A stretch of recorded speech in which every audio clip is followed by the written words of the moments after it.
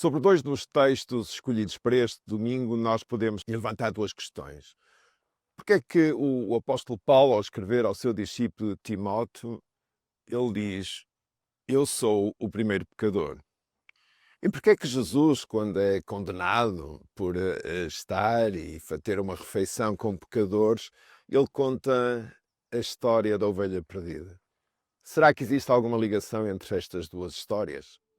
De seguida falarei sobre isso.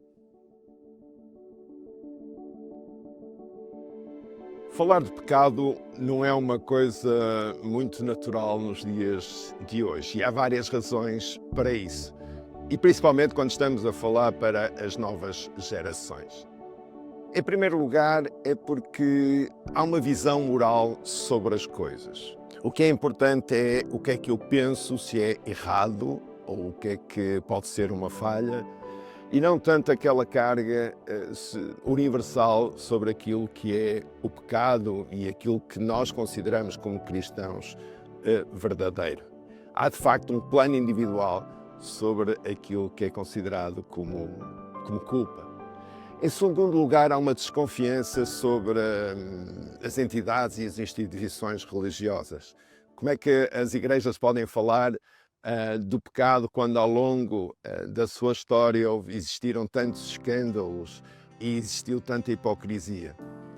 Por outro lado, hoje há uma cultura muito associada ao autocuidado, à preocupação sobre o eu.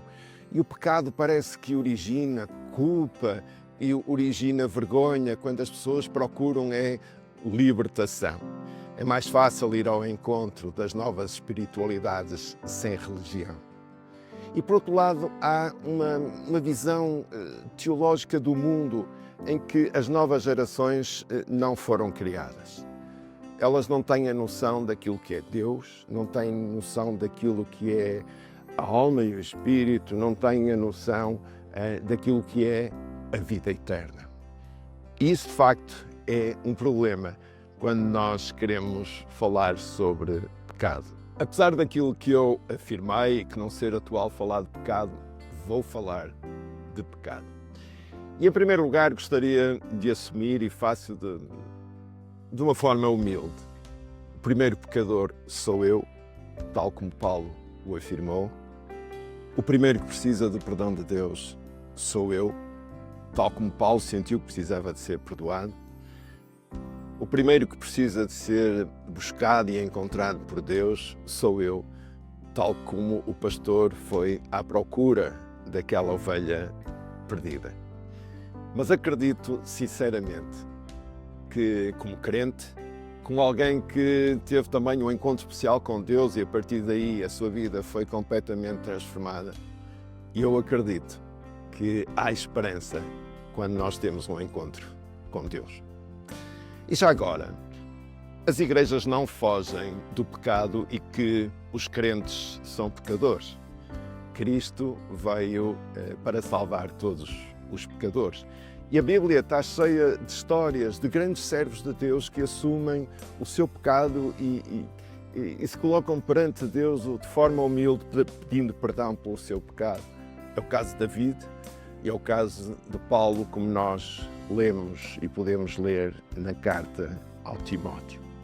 Por isso, nós temos que assumir que somos pecadores. Em segundo lugar, na realidade, há uma consciência genérica daquilo que é o pecado. As pessoas têm uma consciência daquilo que é o pecado. Podem falar de falhas, podem falar de erros, podem falar de orgulho, de egoísmo, de ciúme, de muitas outras coisas. Mas, na realidade, todos sabem que falham e todos sabem que há coisas nas suas vidas que não estão bem. E por isso é importante que se possa assumir que existe pecado.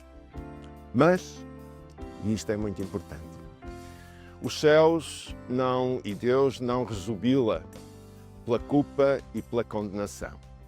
Às vezes as igrejas são um bocado tentadas a fazer isso.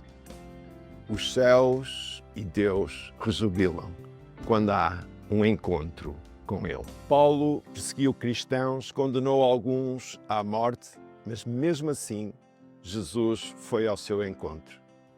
A ovelha perdeu-se. Não sabemos porque é que se distraiu, se foi à procura em busca de alguma coisa e de repente ficou sozinha. Mas o pastor foi ao seu encontro. Na realidade, Deus não nos atira à cara a culpa, a condenação, mas sim mostra o seu amor e mostra o seu perdão.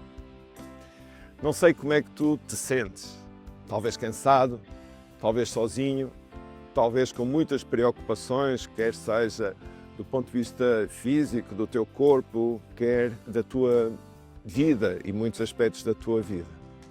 Talvez te sintas assim. Por que é que não vais ao encontro de Deus? Fala com Ele, humildemente, e diz: o primeiro pecador sou eu. E vais ver que isso é a verdadeira libertação.